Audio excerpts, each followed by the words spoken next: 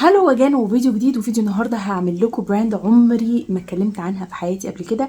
هي براند فريش جدا وفرنش جدا، ولو ما عندكوش يعني مشكله في موضوع الفرنش ده، البراند دي انا بحبها قوي من زمان قوي. هي وبراند تانية فرنش برضو هقول لكم عليها. للاسف البراند التانية دي قفلت، وفي براند تانية برضو كانت برضو نفس الروايح نفس الجو ده وبرضو قفلت، فبقى البريشر كله على البراند دي. البراند دي هي ايف روشيه. الفتره اللي فاتت ايف روشيه كانوا بيفتحوا في مصر وبيحلوا محل، للاسف ذا بودي شوب اللي قفل ومشي، رغم ان هو حتى ما كانش مقاطعه يا جماعه، لانه براند اشتريته شركه برازيليه، فما كانش عندنا معاه مشكله. انا شخصيا كنت بحب بودي شوب قوي لان هو كان فريش وحاجات بوتانيكال وحاجات بجد الانجريدينتس اللي فيه كانت نظيفه.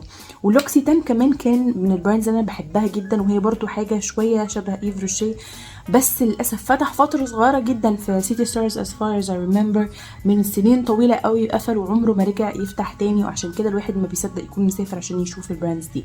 فايف روشيه دلوقتي بقى هو الوحيد مكتسح في الماركت اللي بيعمل النوع ده من البرودكتس، اللي هي مش شبه باث اند بودي وركس، مش شبه حاجات بتاعتنا المصري الجراوندنج الجميله وكل حاجه، بس هي الروايح اللي هي الفرنش دي الخفيفه قوي، اللي هي روايح الطبيعه والكلام ده كله مش موجوده زي ايف روشيه. اول ما تخشي المحل اصلا بتحسي انت دخلتي كانك اتنضفتي من جواكي لبراكي، من كتر ما البراند لونها وشكلها وريحتها زي الميه والورد وتحسي ان كل حاجه بتلمع وبتبرق وما فيهاش لخبطه كده. فهو براند لذيذ جدا، وانا قررت ان انا اعمل لكم، بمناسبه ان انا جربت 2 برودكتس جداد، قررت اعمل لكم ريفيو عن ال2 برودكتس دول، الاثنين للشعر. وانا الفتره دي مهتميه بثيم الشعر لسبب واكيد واضح جدا، هو ان انا شعري كان اتدمر الفتره اللي فاتت، والسبب في ده هو الميه.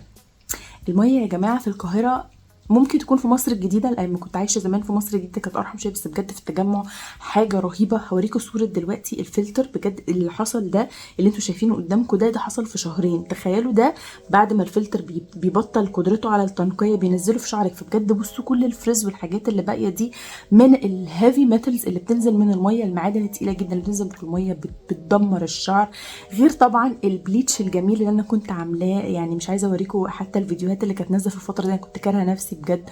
فتخلصت من الفلتر القديم ده وجبت فلتر جديد. ركبت كمان شاور هيد، يعني الشاور هيد اللي الدش نفسه فيه فلتر هو شخصيا، وقصيت شعري طبعا زي ما انتم شايفين كده باين. وقررت ان انا اغير الكونديشنر بتاعي، لان مفيش ولا كونديشنر من اللي انا كنت بدات استخدمهم مؤخرا كانوا جايبين نتيجه. فايف روشيه الفتره اللي فاتت كان عامل 50% اوف، وللاسف الفظيع الاوفر ده اعتقد انه راح.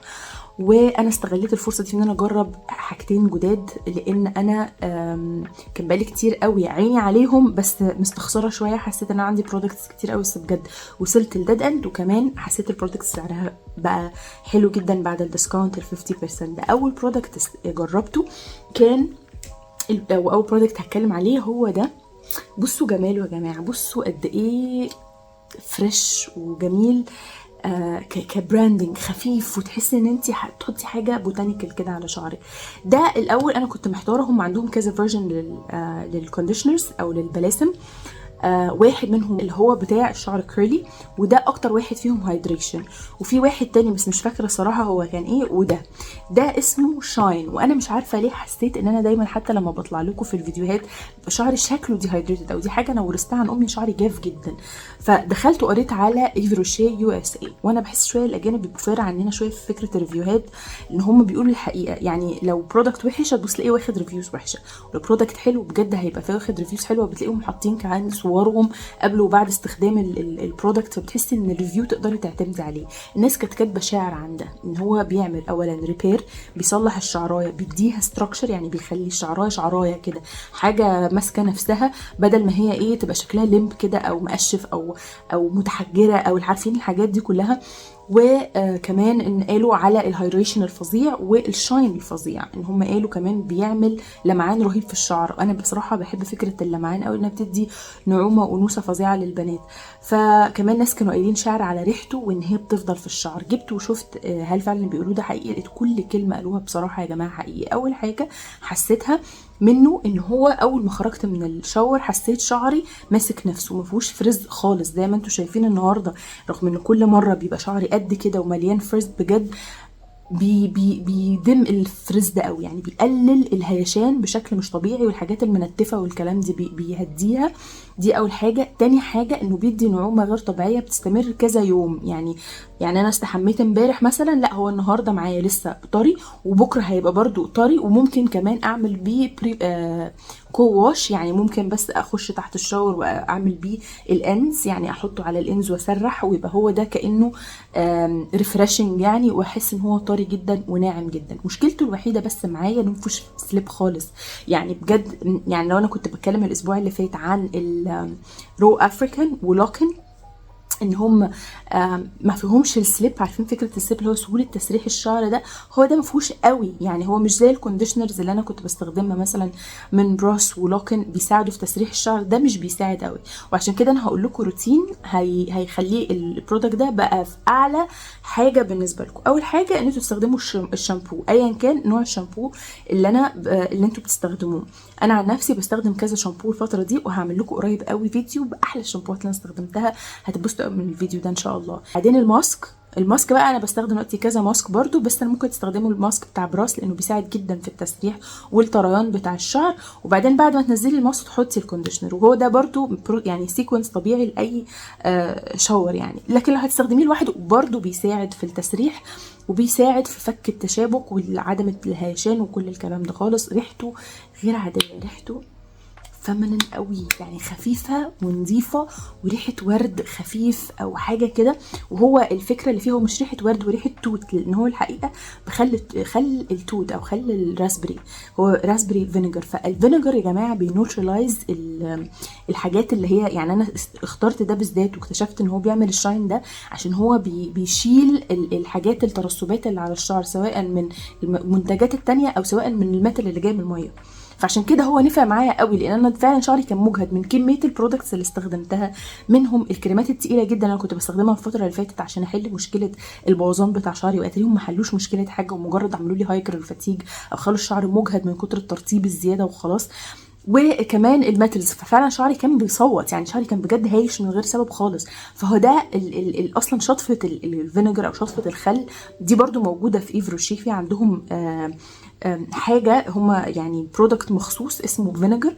الفينيجر ده وبرده موجود في السكين كير الكوري او الهير كير الكوري، ده اخر شطفه خالص حتى بعد كونديشنر بتحطيه، علشان بيوحد او بينيوترلايز البي اتش، او بيوصل لك لتوازن للبي اتش بتاع شعرك، فبيخليه ما يهزش وبيخليه ما يتفاعلش مع الجو بشكل مش كويس، فبيخلي الشعر فعلا حتى في الرطوبه ما بيتفاعلش وحش. فالبرودكت ده عمل معايا كل الحاجات دي، وادى شاين غير طبيعي. انا اديله 10/10 او 9.5/10 علشان بس فكره ان هو مش بيدي سليب رهيب، مع ذلك هو فعلا من كتر ما هو بيدي نعومه في الشعر بيساعد، يعني التسريح مش مستحيل. يعني ريحته بتفضل فعلا في الشعر كذا يوم، يعني انا امبارح استحميت، النهارده لسه ريحته ساطل وجميله في الشعر. تاني برودكت استخدمته، هم ما عندهمش سيرمز وليفن كونديشنر كتير، بوكل كريم الليفن كونديشنر او البلسم اللي بيتساب في الشعر من برضو ايف روشيه. ده بقى فيه حاجه، ده ديفايننج كريم، يعني كريم بيساعد على الديفينيشن بتاع الشعر. ده بقى فيه كذا حاجه. اول حاجه من حيث الريحه، هو ريحته مش فظيعه زي البلسم، بس برضو ريحته حلوه جدا. بس ده فيه ادج بقى، ان هو عشان هو بالاورجانيك فلاكس او بذره الكتان الطبيعيه، فهو مش بيخليكي محتاجة ان انتي تحطي معاه، يعني هو ده انا مش حاطه معاه لا موس ولا جل ولا اي حاجة، وشعر ونزلت وخرجت ورجعت بيه وما عملش اي فريز ولا اي حاجة. ليه؟ لان هو يعني برودكت سيلينج، يعني بيقفل على الشعرايه وبيخليكي مش محتاجه، ودي حاجه انا شايفاها ادج فظيع، لان غالبا الموس او الجل اللي بتستخدميه بيبقى فيه انجريدينتس ساعات بتكون هارمفul، في حاجه او انجريدينتس مش كويسه للشعر، فبتاذي الشعر، ومع فتره طويله بتنشف الشعر. يعني انت بتشيلي السيليكون من ناحيه وبتحطي الحاجات اللي موجوده في الجل والموس دي. عشان كده انا بقالي فتره بستخدم الجل اللي هم بتوع بذره الكتان الفلاكس سيد من كذا براند يعني، وحاسه ان انا شعري بقى هيدريتد اكتر لما وصلت للحل ده. لكن الحل ده بقى انا يا جماعه من انصار ان انا اقلل اعمل يعني الاقي البرودكت اللي يغنيني عن برودكتس كتير. انا نفسي اخش مثلا الشاور بتاعي ابص الاقي في كونديشنر واحد وليفن كونديشنر واحد اند ذاتس ات، ومش عايزه حاجات كتير رغي بقى وهري وكده يعني. مش عايزه اكون، بس انا للاسف عشان حياتي واليوتيوب شانل بتاعتي لازم اجرب حاجات كتير عشان اعمل ريفيوهات كتير واشوف شعري برضو البروبلماتيك الفظيع ده هنوصل منه لايه. فيعني الدنيا معايا مش هتبقى مختلفه. بس فكره السفر كمان لو حد بيسافر او حد بينقل او حد متجوز جديد او بتاع مش عايز يقعد ينقل كل الحاجات دي كلها، فبجد ان انت يكون معاكي كونديشنر وليفن كونديشنر وهم دول الروتين بتاعك بجد حاجه لطيفه جدا. بس انا عشان ابقى صادقه معاكم برضو ده بقى مفيهوش سليب خالص، وده بجد يعني هو ده مش بيساعد في التسليك خالص. يعني لو شعرك انت خارجه بيه ناشف شويه ده مش هيساعد. بس هو في حاجه غريبه قوي ان انت بعد ما بتستخدميه بتلاقي شعرك بيلمع قوي وديفايند قوي، مش عارفه ازاي. يعني اللمعان اللي هو فيه ده انا مش عارفه هو بيعمل كده ازاي. يعني هو شعرك مبلول بتحسي انه ناشف، يعني مش ايه، مش بياخد ويدي معاكي كده، مش مترطب. بس اول ما بينشف تلاقيه بدأ ياخد وضعه والكيرل بتاعته تتنفخ، يعني تبقى واخده حجم كده حجمها وبقى ناعم قوي وديفايند قوي. فهو ده البرودكت ده بيعمل كده. عايزين تشوفوا برضو الكونسيستنسي بتاعته او الملمس بتاعه. هو بصوا خفيف، يعني هو حاجه في النص، ما هوش تقيل زي الديفايننج كريمز مثلا بتاعتنا بتاعت لوكن كده. هو ميلكي او يعني زي بتاع لوكن وزي رو افريكان، مش تقيل قوي كده، هو خفيف وبيمتص على طول جوه الشعر ومش بيسيب يعني ريزيديو او تراكمات على الشعرايه، يعني بيمتص جوه الشعر على طول. ريحته مش رهيبه، ريحته مرهم سنه، ريحته مش رهيبه قوي زي الكونديشنر، وده الافكت بتاعه. يعني انا لو قعدت اعمله كده اصلا ممكن بشرتي اصلا نفسها تمتص. ميلكي قوي، فدي برضو حاجه عجبتني فيه ان هو مش تقيل، يعني رغم ان هو ديفاين كريم يعني كريم بتاع تحديد شكل الكيرلز، ولكن مش تقيل خالص على البشره على الشعر، وريحته كمان مش فظيعه زي الكونديشنر بس مش وحشه قوي يعني. وفي نفس الوقت برضو سعره في البرايس بوينت بتاع 400 ده، هي طبعا في ال 800 عشان هم براند مستورد هيبقى شويه اوفر ذا بادجت.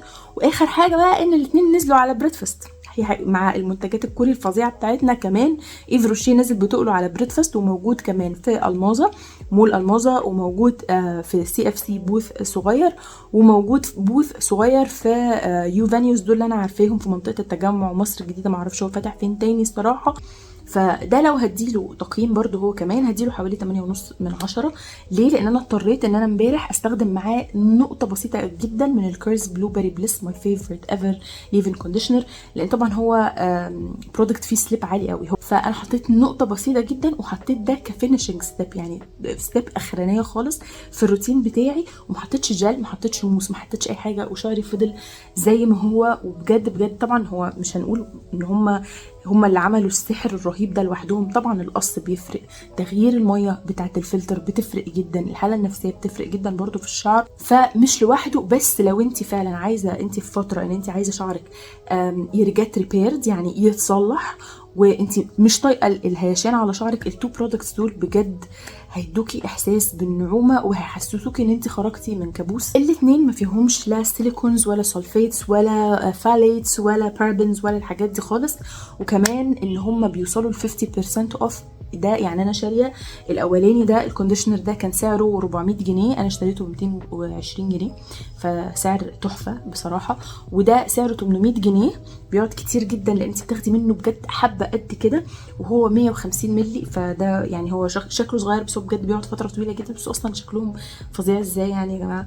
وعلى فكره انا الفيديو ده مش سبونسر، بس انا بجد بجد لما بتكون حاجه حلوه ومعموله بروقان انا بجد بقدرها، وهما الاثنين دول معمولين بروقان قوي. وانا بصراحه يعني لولا المقاطعه انا يعني عايزه اقول من كل قلبي ان كل حاجه فرنش بتمشي معايا، لان يعني ديليكت خفيفه وريحتها خفيفه يعني تحسسك انت بالانوثه كده. هو بجد ده سعره كان 800 جنيه وبعد ال 50% جبته ب 400 جنيه، فالاثنين دول مع بعض 600 جنيه يعني. وهم اصلا الروتين كله يعني الاثنين دول مع شامبو من براس ب 160 جنيه، انا شكرا 700 جنيه كده لحد اخر مثلا 3 4 شهور ما احتاجش حاجه تانية لشعري. فانا مبسوطه منهم، زي ما قلت لكم ده الريتنج بتاعهم. يعني الروتين البيرفكت اللي انت بجد تحسي ان شعرك فيه بيتصلح مره عن مره، ان انت اول حاجه تغسلي شعرك بشامبو سلفيت مره، ومره تانية نون سلفيت علشان ينزل كل الشوائب اللي على شعرنا. وبعد ما تستخدمي الشامبو تستخدمي ماسك يكون في سليب، وبعدين الكونديشنر ده، وبعدين وانتي بتستخدمي الحاجات دي تسرحي شعرك بعد ما تعصريه وهو عليه الكونديشنر. سرحي، ده المشط اللي انا بستخدمه، تسرحي بمشط واسع شعرك جوه الشاور، وبعدين لما تخرجي بتحطي عليه الليف-ان كونديشنر ده هيديكي الايفكت اللي انت عايزاه تقريبا في ستيب واحده، مش هتحتاجي اكتر من كده. وسيبيه اير دراي او سيبيه ينشف في الهواء. طب هتقولي لي افرضي انا شعري مش كيرلي، هقول لكم طب ما انا شعري انا مش بحب ان هو يكون كيرلي، انا شعري كيرلي عن كده، بس انا بعمل له ستيب عشان يبقى less curly يعني. فلو انت شعرك حتى ويفي، بوكل ده هينفع معاكي لان هو بيهايدريت وبيديفاين الشعر، يعني بيخليه مش فريزي، لكن هو مش بيخلي الشعر كيرلي، يعني مش هيخلي شعرك كيرلي لو شعرك مش كيرلي.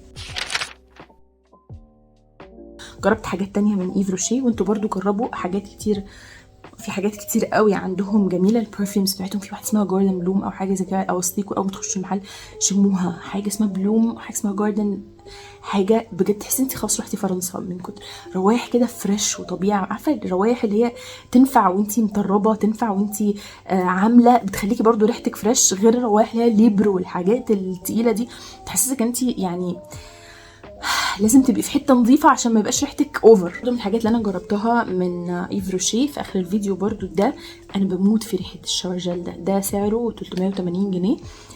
ده شاور جل بريحه الراسبري برضو، يبقى تقريبا انا بحب الراسبري ومعاه نعناع. انا اصلا الاثنين دول اصلا ساعات بيتعملوا مشروب راسبري مع نعناع، ريحتهم بجد ريحته فريش قوي. حتى لما بستحمى وبيبقوا في ارض الشاور بتفضل كذا يوم ريحه الشاور فريش كده وناعمه ونظيفه، والصبح وبالليل صيف شتاء كل حاجه جميله قوي بجد. فانا بحب ده قوي. جبت كمان الهاند سوب ده بالايجي سوفاج، ده بقى بشع، ده ما تجيبوهوش. اولا الهاند سوب بتاعهم بيستريب قوي، يعني صابونه كتير فبيخلي الايد تبقى جافه جدا. وده بالذات الريحه دي ما تجيبوهاش ككريم، ما تجيبوهاش اللي هي ريحه الالجي دي اللي هي ريحه الاعشاب البحريه، بجد ريحه قاسيه جدا، برفيومي جدا، ممكن تديها لجوزك او حاجه، سوري يعني يا جوزها، بس ريحته ما تجيبوهاش بجد. بس وده كان تقييم الايف روشيه، وانا بحب البراند دي جدا جدا. وقولوا لي انتوا ايه رايكم، ايه البراندز الفرنش اللي انتوا افتقدتوها؟ هل لوكسيتان فارق معاكم؟ هل ذا بودي شوب كان فارق معاكم؟ هل ذا بودي يعني ايه البراندز دلوقتي اللي انتوا بتروحوا لها علشان تجيبوا منها البرودكتس بتاعتكم لو الحاجات مش مصري، او حتى لو مصري بس برضو بتدينا نفس الاحساس بتاع ان مفيش كيماويات، مفيش سيليكونز، مفيش روايح تقيله؟ ايه البراندات التانية اللي انتوا شايفين ان هي ماشية في نفس الدايركشن ده؟ و thank you for watching so far، يعني شكرا جدا انتوا بتابعتوا لحد اخر الفيديو، بحبكم، اشوفكم في فيديو تاني ان شاء الله. thank you، باي باي.